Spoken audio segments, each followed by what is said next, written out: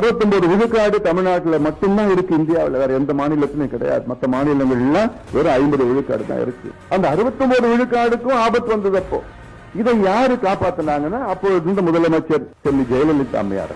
அந்த அம்மா இல்லைன்னா இன்னைக்கு தமிழ்நாட்டிலேயே 50 விழுக்காடு தான் இருந்திருக்கும். வேற வழி கிடையாது. அந்த எப்படி காப்பாத்தினாங்க? 9வது அட்டவணையில் அரசியல் சாசனம் 9வது 9th ஷெட்யூல்ல அது கொண்டு வந்து அதுல பாதுகாப்பு கொடுத்ததுல இது சும்மா சட்டம். தமிழ்நாட்டில் சட்டம் நிறைவேற்றினா போதாது. அவங்க சட்டம் நிறைவேற்றி தமிழ்நாட்டில் 93, 94 சட்டத்தை நிறைவேற்றி அப்போது நரசிம்மராவ் பிரதமர் அவர்கள் அவரை அழுத்தம் கொடுத்து வலியுறுத்தி அரசியல் சாசன சட்ட திருத்தம் கான்ஸ்டிடியூஷனல் அமெண்ட்மெண்ட் பண்ணணும்னா 2/3 மெஜாரிட்டி பார்லிமெண்ட்ல நடக்கணும். அப்படி 2/3 மெஜாரிட்டி நினைச்சு பாருங்க. தமிழ்நாட்டு பிரச்சனை இது.